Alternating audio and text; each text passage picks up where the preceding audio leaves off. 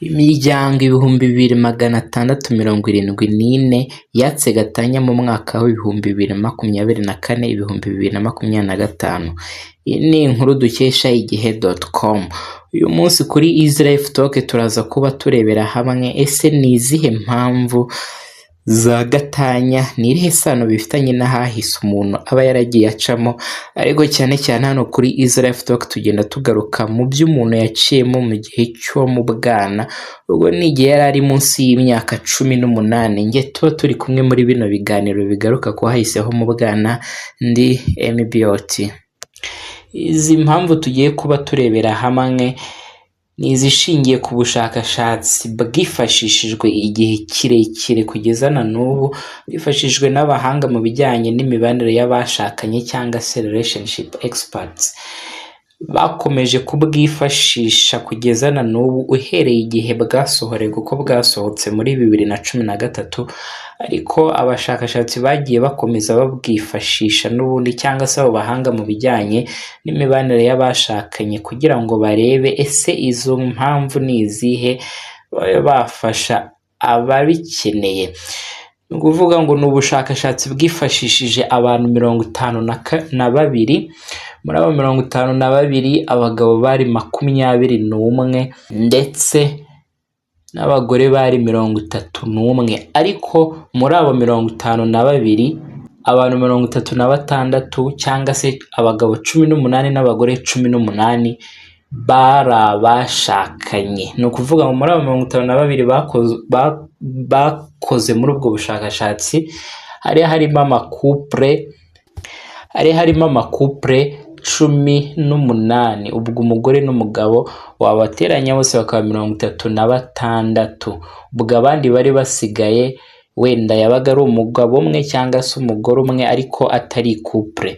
Ubwo urumva ko byanafashije no kuba bamenya nyirizina ibijyanye n'ubu bushakashatsi, kuko babazaga nyine n'ababanaga bakabasobanurira uko ibintu bimeze.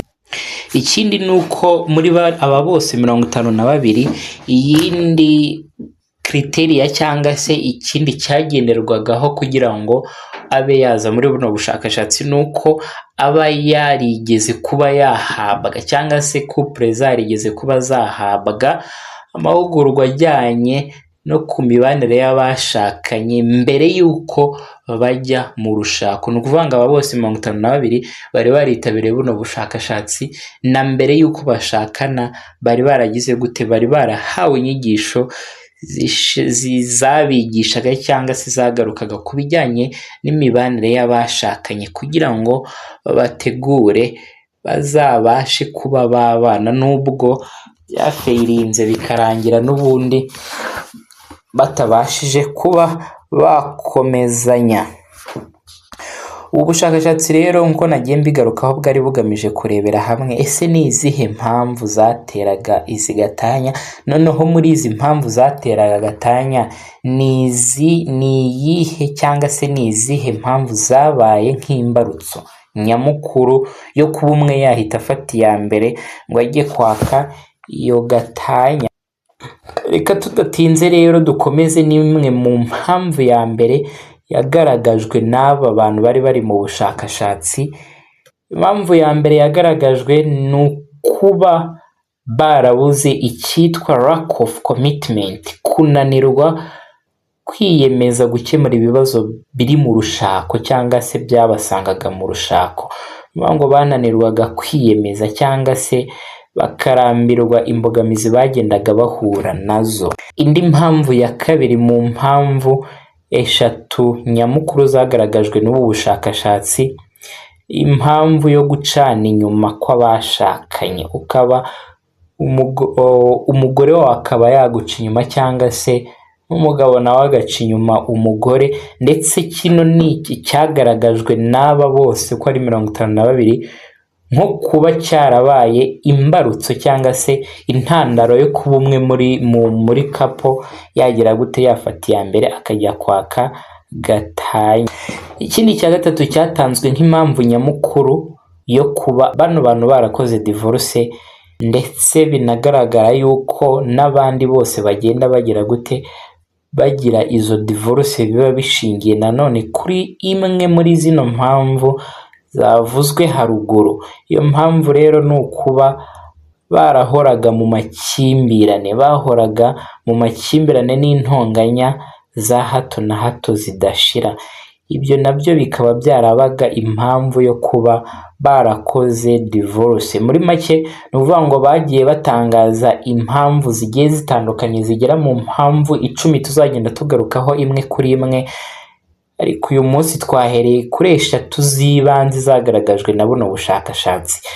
Rero nk'uko nabibasezeranyije tugiye kurebera hamwe ese ni gute zino mpamvu 3 zihuzwa n'ahahise bano bantu bashobora kuba baragiye bacamo, bityo bakazikurana bakakurana ibyo bibazo bikaba byarateye izi mpamvu zindi zabateye kuba bagira divorce. Duhereye rero ku cyambere, lack of commitment cyangwa se kunanirwa kwiyemeza mu rushako. Ni gute bihura rero n'ahahise ho mu bwana? Nkuko nabibasezeranyije rero nuko tugiye kurebera hamwe ese muri izo mpamvu 3 zavuzwe haruguru ni gute zihura n'ahahise aba bantu bashobora kuba baraciyemo cyangwa se n'abandi bacamo, ariko zikaba nanone intandaro y'uko bazahura n'ibi bibazo byose birimo na kino kibazo cy'urushako barakuze. Ubundi bushakashatsi bwakozwe n'ubundi muri Amerika bwagaragaje ko abantu 63.9% by'abantu bakuru batuye muri Amerika byagaragaye yuko abo ngabo bagiye batanga amakuru yuko bagiye bahura n'ibyago cyangwa se n'ibihe bitababereye byiza byatumye amarangamutima yabo ahungabana mu gihe bari bakiri abana. Uko twabivuze rero mu biganiro byacu byagiye bitambuka nuko kunyura mu bihe runaka cyangwa se guhura n'ibibazo runaka bikomeretsa amarangamutima y'umwana mu buryo bumwe cyangwa ubundi, bibagiraho uruhare, bibagiraho ingaruka bazakurana, bityo izo ngaruka zikazagenda zituma hari ibitagenda neza mu mibanire yabo ndetse n'imikorere yabo barabaye bakuru. Rero aba bantu 63.9% bagaragaje ko bigeze guhura rimwe n'ibihe byabahungabanyije mu gihe cy'ubwana cyangwa se byabakomerekeje mu gihe cy'ubwana. Noneho abandi 17.3% byagaragaye yuko noneho bo bagiye bahura n'ihungabana inshuro zirenze imwe, ubwo ni inshuro ziri hejuru yenye, mu gihe babandi 63% bo bagaragaje yuko bahuye n'ibihe byabahungabanyije cyangwa se byabateye ibikomere byibuze inshuro imwe. Bishatse kuvuga iki rero? Ubushakashatsi bwagaragaje yuko abantu bakuru bakuriye mu miryango yakoze divorce nka cya kintu cyababayeho bakiri abana, nabo baba bafite amahirwe menshi yuko bazananirwa nabo kwihangana mu rushako, nabo bizabagiraho ingaruka yo kunanirwa kwiyemeza mu rushako. Ni ukuvuga ngo lack of commitment ifitanye isano no kuba umwana yarigeze kuba yarakuriye mu muryango wakoze divorce. Aho ngaho rero niho bigenda bihurira no kuba umwana waciye mu bihe bitamworoheye, bitamubereye byiza cyangwa se byamukomerekeje, biba impamvu yo kuba nawe yazahura n'ibibazo mu rushako birimo n'ibibazo bya divorce. Tugarutse ku mpamvu ya kabiri, infidelity cyangwa se gucana inyuma kw'abashakanye. Ni ukuvuga ngo rero nabyo bihurira hehe no kuba umuntu yaraciye mu bintu byamukomerekeje akiri umwana. Ibindi byagaragajwe nuko bihuzwa n'izi mpamvu nuko uko umuntu mukuru aba yaraciye mu bibazo byamukomerekeje, aba yarahuye n'ibikomere cyangwa se n'ibintu bitamubereye byiza mu gihe yari akiri umwana. Ashobora kuba yarakuriye mu muryango wakoze divorce nk'uko tubonye ko bituma habaho lack of commitment. Ashobora kuba yarafashwe ku ngufu cyangwa se yarahohotewe mu buryo bumwe cyangwa ubundi, nawe aba afite amahirwe menshi y'uko azagira icyitwa insecurity attachment, cyangwa se kuba adatekanye mu rushako cyangwa se mu mibanire ye n'uwo bari kubana muri uwo mubano.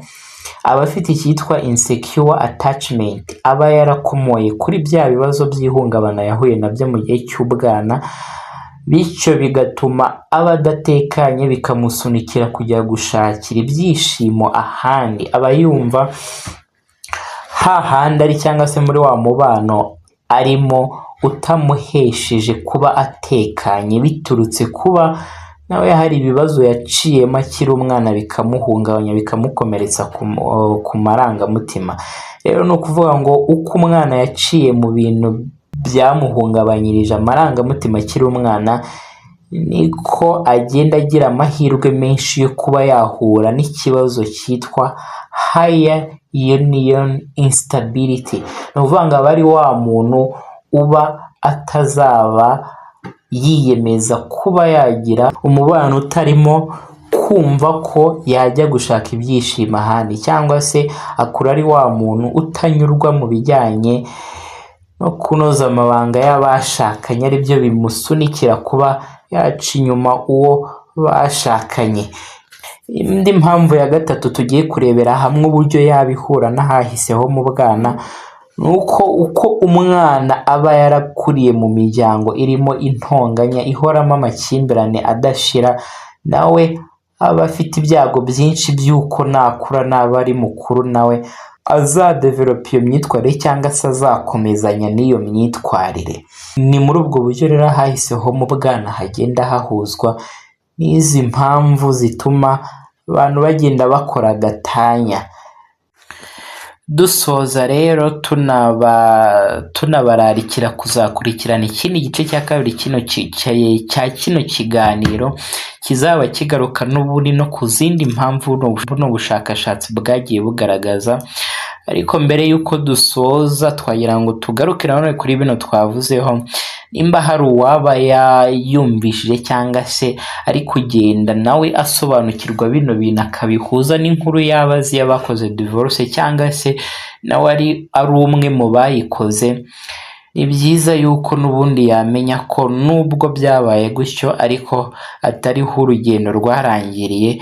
Bishoboka yuko yakongera kugira icyo akora, cyangwa se yakongera kugira ibyo ahindura bishingiye kuri iyi myitwarire, kugira ngo nimba anateganya kuba wenda bakongera bakiyunga, cyangwa se yakongera akajya mu rundi rushako, utaha yamenya impamvu kandi ibuye ryagaragaye ntiriba rikisha isuka. Turabashimiye rero mwakurikiranye kino kiganiro, ariko tunakomeza n'abantu bose rero baba barahuye na kino kibazo cyo kuba barakoze divorce. Ni byiza yuko bakiyitaho, bakita ku buzima bwabo bw'amarangamutima, cyane cyane basubiza amaso inyuma ngo barebe ibyo baciyemo, nimba hari aho nanone biri kugenda bihurira n'ibyo byababayeho. Turabashimiye rero, ibiganiro byacu kuri Easy Life Talk nakagaruka.